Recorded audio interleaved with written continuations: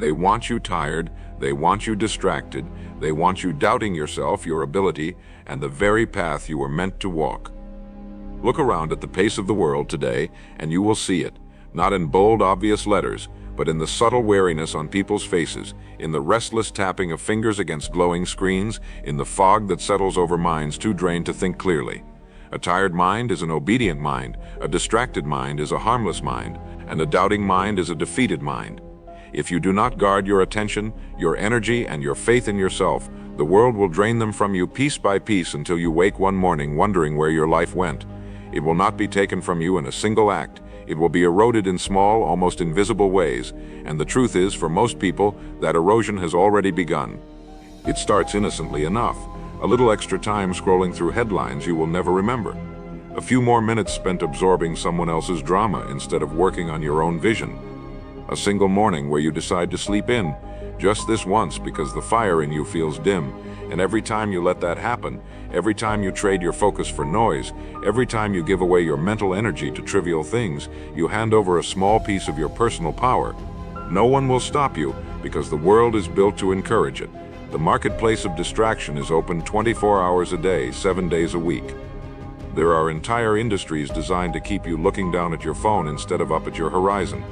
You must understand this. The system does not care about your purpose. It cares about your participation on its terms. That's why so many live in a constant state of mental fatigue. Even if they're not physically tired, their thoughts are cluttered, their focus scattered. And here's the danger: when you are tired, you begin to settle. You lower your standards without realizing it. You stop demanding excellence from yourself because mediocrity feels easier. And once you start accepting mediocrity, you stop recognizing it as mediocrity. It becomes the new normal. That's the trap. You think you're making small compromises just to get through the day, but those compromises add up until you've compromised your entire life. Success in any form is impossible without clarity of thought, and clarity of thought is impossible when you are distracted, drained, and doubting your own worth. So what's the antidote? The first step is to reclaim your attention. You must become the guardian of your own mind. No one else will do it for you. If you allow every voice, every notification, every headline to pull you in a different direction, you will never hear the voice inside you that actually matters, the one that knows who you are and where you're supposed to go. The second step is to strengthen your mental endurance. Just as a runner trains his lungs and legs to endure longer distances, you must train your mind to stay steady and sharp in a world that wants it dull and restless. The third step is perhaps the most vital: rebuilding your confidence with conscious, deliberate thought. Doubt cannot coexist with belief. One will drive the other out, and the stronger you make your belief in yourself, the weaker doubt becomes until it has no power left to hold you. Now I know some will hear this and say, but the world is too chaotic. How can I possibly keep my focus when everything is moving so fast? The answer is simple. You slow yourself down. You refuse to move at the speed of panic. You create your own pace, and you choose your own direction. You may not control the wind, but you control the set of your sails. You may not decide the length of the storm, but you can decide how you'll weather it. And here is where the law of mental sovereignty comes into play. You become what you allow to take root in your mind. If you let fear and confusion plant themselves there, you will harvest nothing but fear and confusion in return. But if you plant discipline, focus, and certainty, you will reap a harvest of power and progress. Say this now, out loud if you can. I am the master of my mind, the keeper of my energy, and the builder of my destiny. Write that down. Put it where you can see it every day. The act of writing it will etch it deeper into your mind, and the act of reading it daily will keep it alive. This is not a trick. This is not a slogan. This is a law. What you repeatedly affirm becomes the reality your subconscious mind begins to accept. And once it accepts it, it will start to act on it. It will guide your choices, shape your habits, and open your eyes to opportunities you would have otherwise missed. You must remind yourself daily that your mind is not a dumping ground for the world's noise. It is a sacred space where your future is designed, refined, and brought into being. Think of your mental energy like currency. You only have so much to spend each day. You can spend it on worry, gossip, and pointless comparisons, or you can invest it in learning, creating, and advancing your goals. The first path leaves you poorer in every way. The second path compounds into a wealth no one can take from you. But here's the catch. If you don't consciously choose the second path, the first one will choose you. That is why so many feel powerless. They've surrendered their mental currency without realizing it, until there's nothing left to invest in themselves. If you want to escape that fate, you must begin every day with intention. Ask yourself, where will I direct my mind today? What will I allow to shape my thoughts? Because make no mistake, your environment will shape you if you let it. Surround yourself with people who are always tired, always distracted, always doubting, and you will start to mirror them. But put yourself in the company of those who guard their time, who protect their focus, who believe in their vision, and you will rise to match them. We are in many ways the sum of the company we keep and the ideas we entertain. If you want a stronger mind, feed it stronger influences. If you want unshakable belief, surround yourself with people and ideas that reinforce it. Every moment you spend with such influences is like adding another layer of armor to your mind. So remember this, the world may want you tired, distracted, and doubting, but it cannot force you into that state unless you allow it. You have a choice every single day, every single hour. Guard your attention as fiercely as you would guard your most valuable possession, because it is your most valuable possession. Guard your energy as if your future depends on it, because it does. And guard your belief in yourself as if it were the last light in a darkened world, because for you it might be. And when you feel the pull of distraction, the weight of fatigue, or the whisper of doubt, come back to the truth and repeat it with conviction. I am the master of my mind, the keeper of my energy, and the builder of my destiny. Distraction is not always loud. In fact, the most dangerous distractions are the quiet ones, the ones that feel harmless, even productive, while slowly steering you away from your true course. A man can lose his life's vision not by a great catastrophe, but by 1,000 small diversions, each one so slight that he never notices the drift until the shoreline is gone from sight. This is why so many wake up years later in a life they never consciously chose, because they allowed their focus to be stolen in bits and pieces, packaged as entertainment, urgency, or just checking in. If you want to rise above this, you must learn to detect distraction not by its volume but by its effect. Ask yourself, does this bring me closer to my goal, or does it pull me away? If it pulls you away even slightly, it is a thief, and you must learn to close the door to it without apology. Fatigue works the same way. It does not come all at once. It comes in layers, settling over you like dust. First, you lose your morning spark. Then you lose your afternoon drive. Before you know it, you are moving through the day with a mind that feels like it is walking uphill through mud. The tragedy is that most people accept this as normal. They do not question why they feel worn down before the day is halfway through. But understand this, chronic fatigue is not the natural state of a healthy, focused human being. It is a signal. It tells you that your energy is being spent in places that do not serve you, and that you are drawing from your reserves instead of your sources. The world is full of people who have built their schedules around obligations they resent and habits that drain them. If you do not choose your commitments carefully, you will become one of them. And then there is doubt. Doubt is the slowest poison, because it does not kill instantly. It simply weakens you a little each day, so that when opportunity knocks, you are too hesitant to open the door. Most people think doubt comes from failure, but more often it comes from inaction. When you fail while taking action, you learn, you adapt. But when you fail to act at all, you begin to tell yourself stories. Stories about why it wasn't worth trying, why you wouldn't have succeeded anyway, why people like you can't achieve things like that. These stories become beliefs, and beliefs are powerful architects. They build the ceilings over our own heads. Break through them, and you'll see there was more space above you all along. But to break through them, you must first stop feeding them. There is a law I want you to write down now, not tomorrow, not later, now. The law is this: I do not entertain thoughts that weaken me. This is not about blind optimism or ignoring reality. It is about refusing to let thoughts take root in your mind that rob you of your strength, your clarity, or your purpose. Every thought is a seed. Some seeds grow into trees that shelter you and bear fruit. Others grow into weeds that choke the life from everything you have planted. You cannot control every seed that drifts into your mind, but you can control which ones you water. Repeat the law to yourself: I do not entertain thoughts that weaken me. Feel the truth of it. See yourself living by it, and watch how it begins to shape the way you think, speak, and act. If you truly live by this law, you will notice changes almost immediately. You will find that certain conversations no longer interest you because they drain your mental energy without giving anything in return. You will become more selective with what you read, what you watch, and who you spend time with, because you recognize that your mind is not an open marketplace, it is a sanctuary. And most importantly, you will stop sabotaging yourself with the quiet, almost invisible thoughts that whisper, "You can't, it's too late, or you're not ready."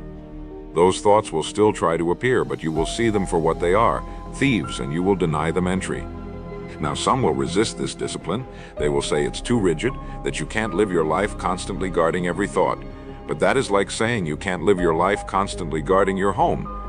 You don't need to guard it every moment of every day. You just need to make sure the doors and windows are closed to what doesn't belong inside.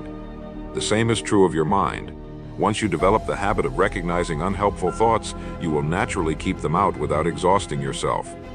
But it begins with a period of deliberate watchfulness. At first, it will feel like effort.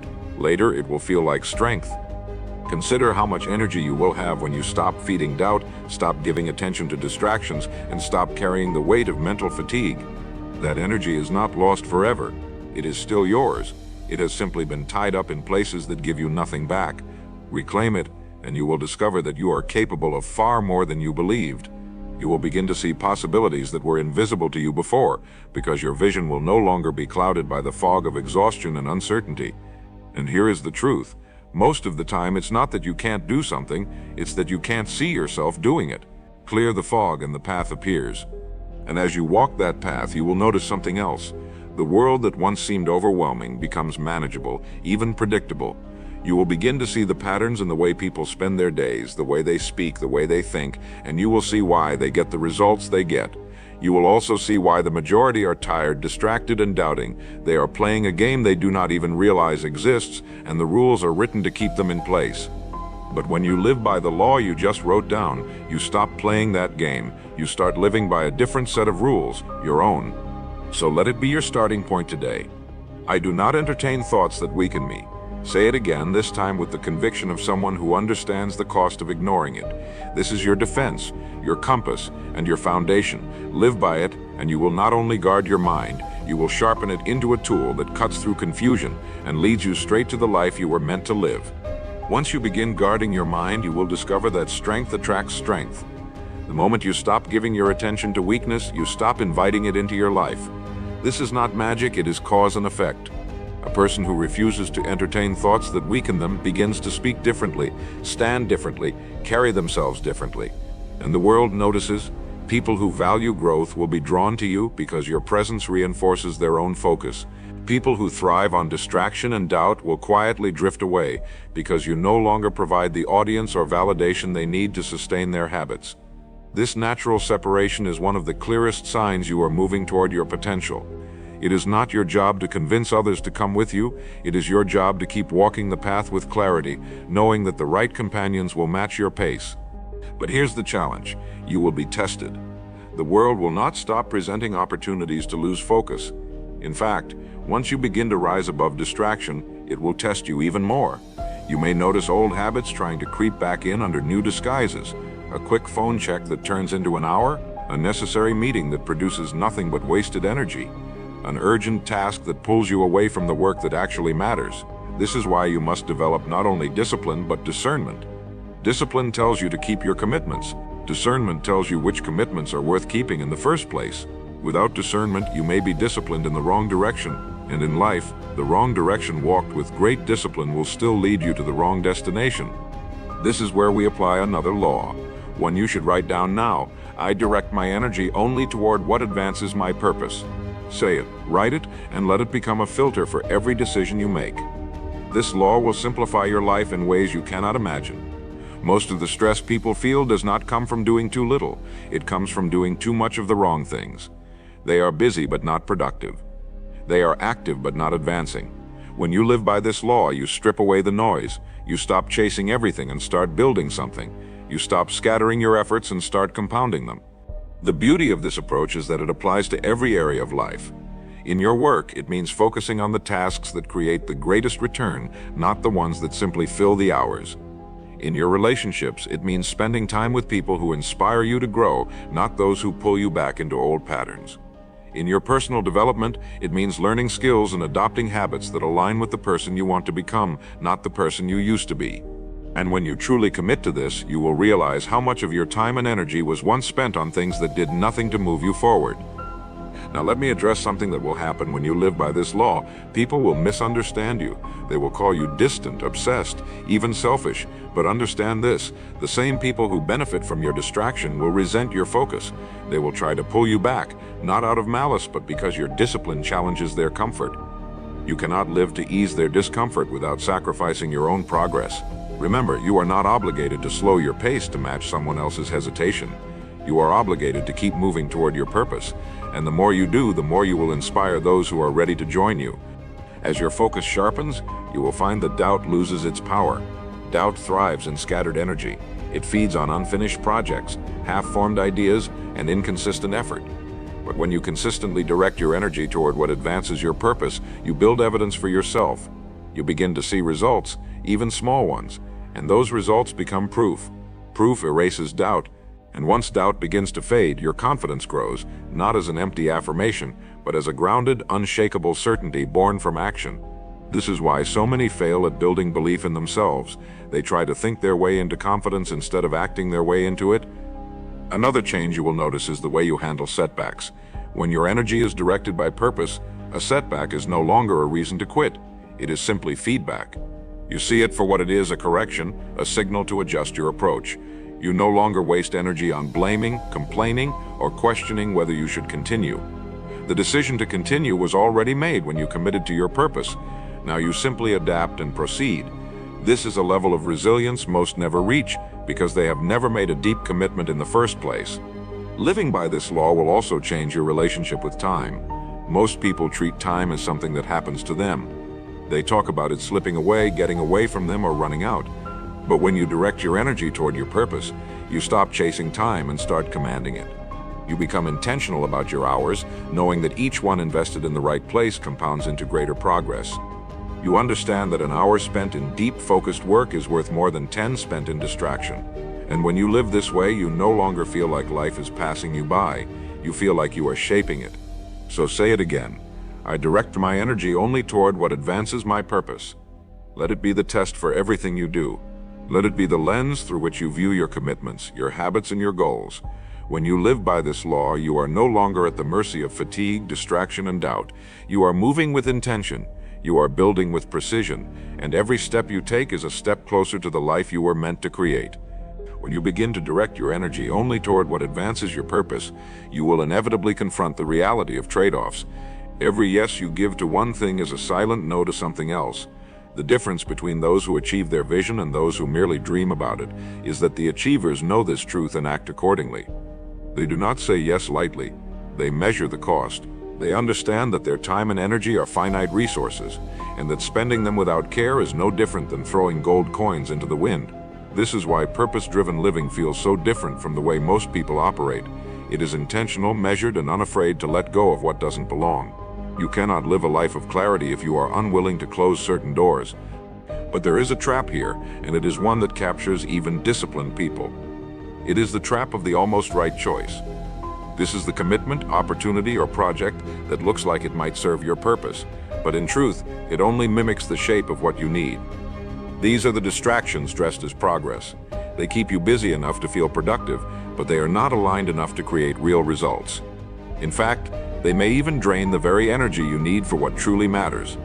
This is why discernment is so critical. You must learn to ask not only, is this good, but is this essential? Good things can still rob you of greatness if they are not the right things for you right now. Here we come to another law. Write it down. I choose the essential and release the rest. This is a law of focus, but also a law of courage.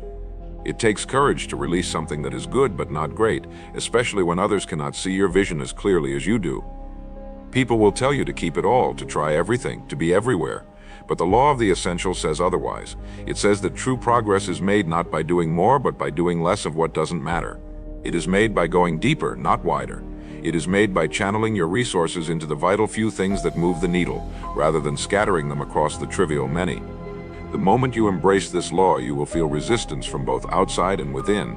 Outside, you may face questions, criticisms, and even accusations that you are closing yourself off.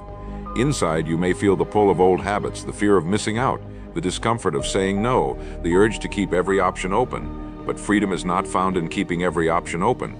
Freedom is found in committing to the path that matters most and refusing to dilute your efforts with anything less. The world tells you that choice is power. The truth is that disciplined choice is power. The rest is distraction. When you live by the law of the essential, you begin to notice that life becomes lighter. Your mind is less cluttered. Your schedule is less chaotic. And because your energy is no longer scattered, your results grow faster than you imagined possible. This is not because you suddenly gained more talent, but because you finally stopped leaking your potential into places that could never reward you. You will also notice that the people around you respond differently. Some will respect you more for your clarity. Others will resent you for no longer being available to their every need. This is a natural sorting process, and it will serve you well. Those who truly value you will value your time. Those who only valued your time when it was theirs to use will drift away. Another benefit of living by this law is the peace it brings. When you no longer try to hold everything, you no longer fear losing everything. You realize that the few things you have chosen are enough, more than enough, because they are aligned with your purpose. You stop chasing approval, applause, and validation for things that do not matter. And this frees you to work without the constant pressure of comparison. You are no longer running someone else's race. You are no longer building someone else's vision.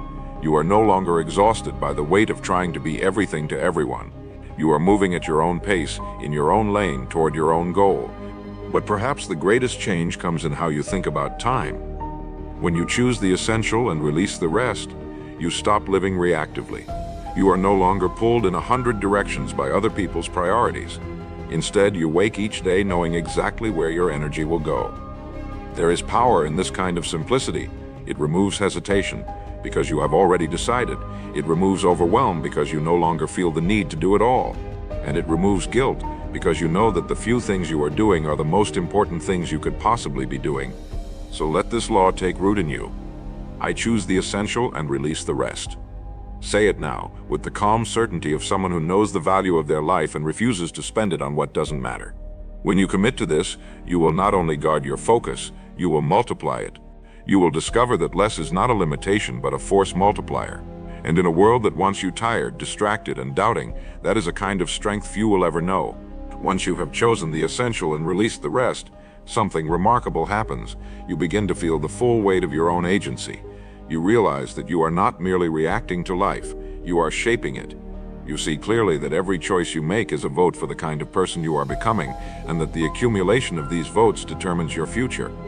This is the moment when many people experience an uncomfortable truth. Their life is not the result of luck, fate, or the actions of others, but of their own repeated decisions. That realization can feel heavy at first because it removes the comfort of blaming outside forces. But it also delivers a profound gift. If your choices created your current reality, then your new choices can create a new one. At this stage, discipline becomes more than a tool, it becomes your identity. You no longer practice discipline occasionally as something you switch on for a project or a season. You live it. It informs how you think, how you speak, how you act, and how you recover when you fall short. It's no longer about forcing yourself to do the right thing. It's about becoming the kind of person who does the right thing naturally, because anything less feels unnatural. This is why shallow motivation fades so quickly. It tries to push you into action without changing who you are inside, but when you adopt discipline as part of your identity, your actions follow effortlessly. And so we arrive at the next law. Write it down. I act in alignment with the person I want to become. Say it out loud. This law is the bridge between who you are today and who you will be tomorrow. It asks you to stop living as a product of your past and start living as a preview of your future. Every action you take under this law is a rehearsal for the life you are building. If you want to be wealthy, you act like someone who respects and multiplies their resources. If you want to be healthy, you act like someone who values their body enough to train and nourish it well. If you want to be respected, you act like someone whose word and conduct are worthy of respect. You do not wait until you arrive to act the part, you act the part to arrive. The power of this law lies in its immediacy. It removes the excuse of someday. Too many people live in a constant state of preparation, convincing themselves they'll start acting like the person they want to be after they've achieved certain milestones. But achievement is not the cause of identity, it is the result of it. The habits, choices, and attitudes you cultivate now are the seeds from which your future grows. Plant them with care, water them with consistency. Protect them from the weeds of doubt and procrastination, and over time you will see the harvest. There will be days when acting in alignment with your future self feels unnatural. That is normal. It is the tension of growth. When you reach for a new standard, your old patterns will resist. You may hear the voice of your past self urging you to go back to what is comfortable. But remember, comfort is not the goal.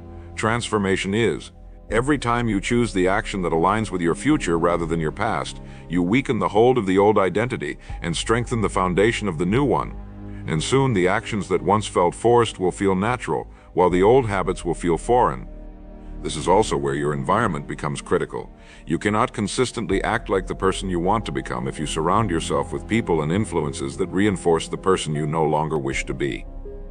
This does not mean you must cut ties with everyone from your past, but it does mean you must be intentional about who and what occupies your daily life.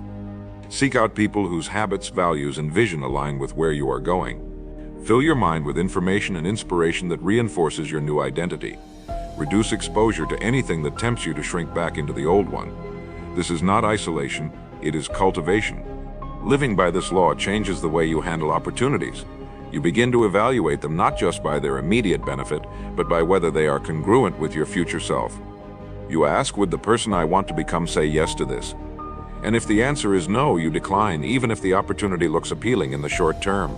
This level of self-consistency builds an unshakable sense of trust in yourself. You no longer doubt your ability to make good choices because you have proven it to yourself repeatedly. This trust is priceless. It eliminates hesitation. It silences much of the internal debate that drains so many people of their momentum. And perhaps the most liberating effect of this law is that it frees you from the false belief that you must earn the right to live well. You stop postponing joy, confidence, and self-respect until some imaginary finish line. You give yourself permission to live in the mindset, habits, and dignity of your future self now, knowing that doing so is precisely what will make that future real. So write the law again, in bold letters, I ACT in alignment with the person I want to become.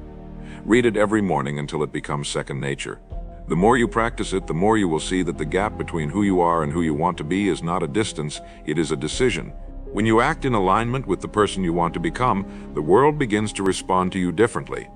Opportunities that once seemed out of reach will appear in your path, not because the world has changed, but because you have changed. You are no longer broadcasting uncertainty, you are transmitting clarity. And clarity is magnetic. People trust those who know where they are going, they open doors for those who walk with purpose. They offer their time, resources, and support to those whose vision is steady and whose actions are consistent. This is why alignment with your future self is not merely a private discipline, it is a public signal. It tells the world without words that you are serious, and the world answers in kind.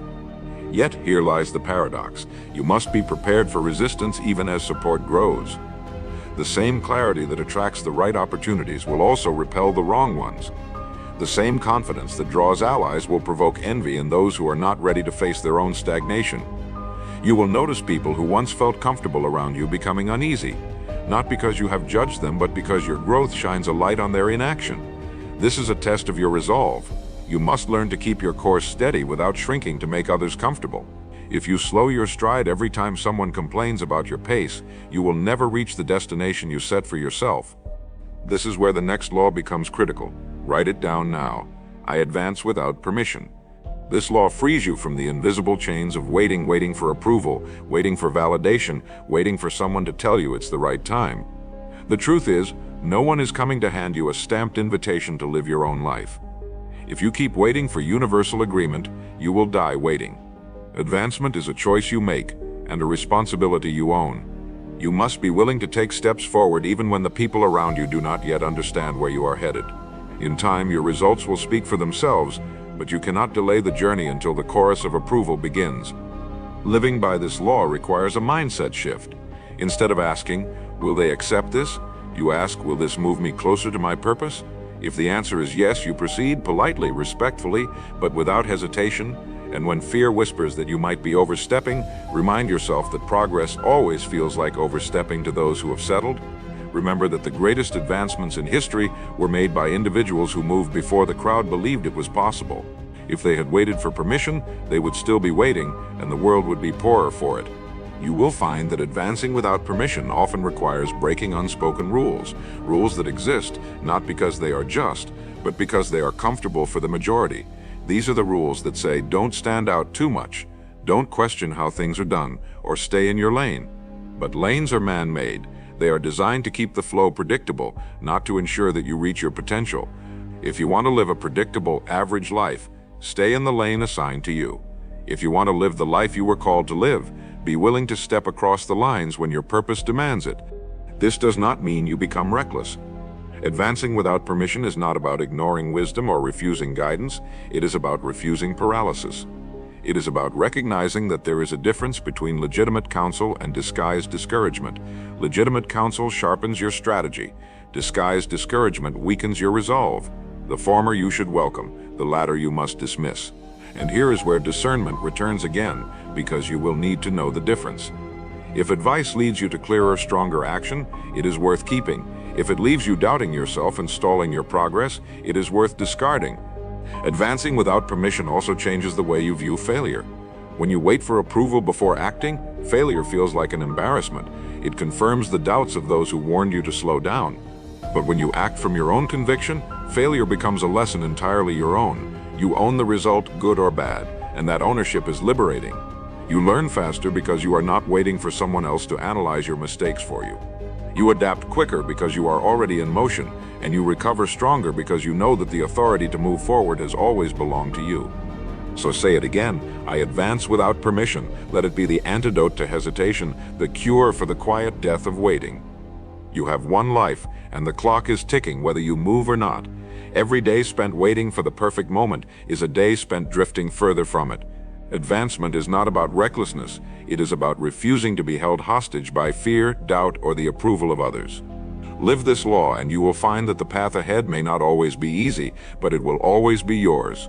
When you advance without permission, you begin to realize something profound. Most of the barriers you thought were real were never there to begin with. They existed only in your mind, built from years of conditioning, fear, and the quiet suggestions of others who had stopped moving long ago. Once you step forward in defiance of those limits, you see how many of them dissolve the moment you refuse to obey them. This is the truth about momentum. It exposes the illusion of impossibility. You take the first step thinking the road ahead is blocked, and as soon as you're in motion, the obstacles begin to shift, the fog begins to lift, and the route that seemed invisible is revealed. Progress has a way of rewarding the bold, but boldness without endurance is a short-lived victory. Many people have the courage to start, but few have the discipline to continue when the initial excitement fades. Advancement is not one leap. It is a series of steps taken day after day, even when the applause stops and the spotlight shifts elsewhere. This is why so many drift back into the very conditions they fought to escape. They mistake the first breakthrough for the final destination. But the path of purpose is not a single summit. It is a range of mountains, each one higher and more demanding than the last. And the higher you climb, the thinner the air, the fewer the companions, and the greater the temptation to stop.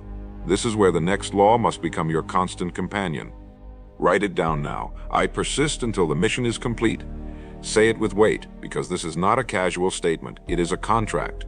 It means that once you commit, quitting is no longer an option you keep in your back pocket. It means you accept the delays, the detours, and the discomfort as part of the process, not as reasons to turn back. Persistence is not stubbornness for its own sake. It is loyalty to your vision.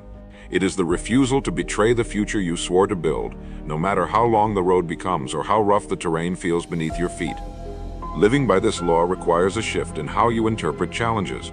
Most people see resistance as a signal to stop, but the truth is that resistance is proof you are moving in the right direction. Friction only exists when you are pressing forward. The absence of resistance is not always a sign of a good path. It may be a sign that you've stopped moving altogether. When you persist, you develop the ability to see obstacles not as roadblocks, but as refining fires. Every setback strips away what is weak in you. Every delay forces you to sharpen your patience. Every difficulty strengthens the very muscles, mental and physical, that you will need to complete the mission. Understand this. Persistence is not an emotion. You cannot wait until you feel motivated to persist, because motivation is unreliable. It rises and falls with mood, weather, and circumstance. Persistence is a decision, made once and reaffirmed daily, whether or not the emotions cooperate. Some days you will move forward with enthusiasm, other days you will move forward with nothing but grit. Both count. Both keep you in the game. And the truth is, it's often the days when you move forward without feeling ready that define your growth the most. To live this way, you must also master the art of recalibration. Persistence does not mean clinging blindly to a failing method. It means staying loyal to the mission while adjusting the approach as needed. If one strategy fails, you replace it with another. If one route is blocked, you find a detour. If one tool breaks, you forge a new one. The commitment is to the outcome, not to the exact path you first imagined. This is where so many confuse pride with perseverance. They insist on doing it their way, even when their way no longer works.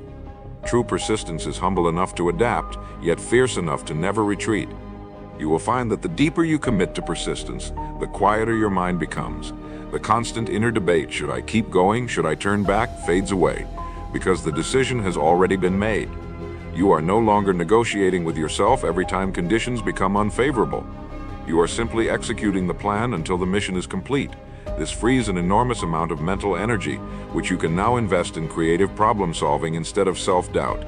And the more you persist, the more you build an unshakable self-image, the kind of person who finishes what they start. So repeat the law again. I persist until the mission is complete. Let it become your anchor on the days when you feel the pull of retreat. Let it be the voice in your mind when the winds rise against you. Remember that the mission is not complete until you have delivered on the promise you made to yourself. And when that moment comes, when the mission is truly complete, you will stand in a place that few ever reach, not because you are more talented or lucky, but because you were willing to keep walking long after others had stopped. When you persist until the mission is complete, something extraordinary happens. You begin to trust yourself in a way that is unshakable. You no longer wonder whether you will follow through because you have proven it over and over again. You carry a quiet certainty that whatever challenge lies ahead, you will meet it head-on and finish the work. That trust becomes a force in itself. It calms you when others panic. It steadies you when the path grows steep, and it inspires those who witness your journey, not because you spoke of your intentions, but because you lived them until the very end. This kind of reputation built through completion is rare in a world where most begin far more than they ever finish. But the end of one mission is not the end of the journey. Completion is both a finish line and a starting line. Once you have proven to yourself that you can endure, adapt, and arrive, the question shifts from "can I do it?" to "what will I do next?" This is where your vision must expand. The danger after victory is complacency, the belief that the work is done simply because a chapter has closed. True growth requires that you set a new horizon the moment you reach the old one. The muscles you built through persistence will wither if they are not put to use again.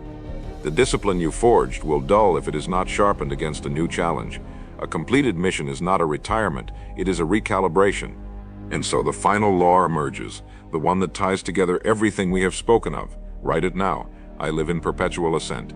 This law means that you do not climb once and settle. It means that the climb itself is your way of life.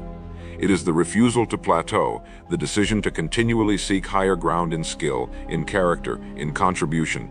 Perpetual ascent is not about restlessness or dissatisfaction. It is about honoring your potential by refusing to abandon it halfway. It is about recognizing that the purpose of strength is not to boast of it, but to use it to reach higher and then higher still. Living in perpetual ascent requires that you stay a student no matter how much you have mastered. It demands that you protect yourself from the comfort that whispers, "This is enough." Comfort is seductive because it offers the illusion of safety, but safety without growth becomes a prison. You will see this clearly in those who once burned with ambition but now sit quietly in the shadows of their former achievements. They speak of what they once did, but rarely of what they are doing now. This is the fate you must reject. The fire in you is meant to be fed, not remembered. You will also find that perpetual ascent changes your relationship with time in the most liberating way. You stop measuring your life only in years and start measuring it in progress.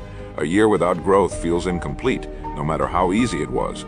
A year with growth feels abundant, no matter how difficult it was. This shift will set you apart from the majority, because most people seek years of ease rather than years of expansion. But you will understand what they do not, that the harder path walked with purpose leads to a richer life than the easy one ever could. There is a humility in perpetual ascent, because each new level reveals how much more there is to learn. You will never truly arrive, and that is the point. Arrival suggests an end. Ascent has no end, and in the climb you remain alive. Mind sharp, body engaged, spirit awake. You will discover that the real reward of the mission was never the summit itself, but the strength you became along the way. And when you see life through this lens, you stop clinging to the peaks and stop fearing the valleys, because both are necessary parts of the same upward journey. This is why, when you look back years from now, your story will not be one of sudden luck or single moments of greatness. It will be the story of steady, deliberate ascent. It will be the story of someone who refused to stay tired, distracted and doubting. Someone who guarded their mind, chose the essential, acted in alignment with their future self, advanced without permission, persisted until the mission was complete, and then set their sights higher still. That is the kind of life that commands respect, not through force, but through the quiet authority of example. So say the law one final time. I live in perpetual ascent. Let it be the seal on every mission you finish and the spark for every mission you begin. Let it remind you that the summit you stand on today is the foothill of the mountain you will climb tomorrow. And when you rise each morning, let it call you forward not out of fear of falling behind, but out of the deep knowing that you were not made to stand still. You were made to climb.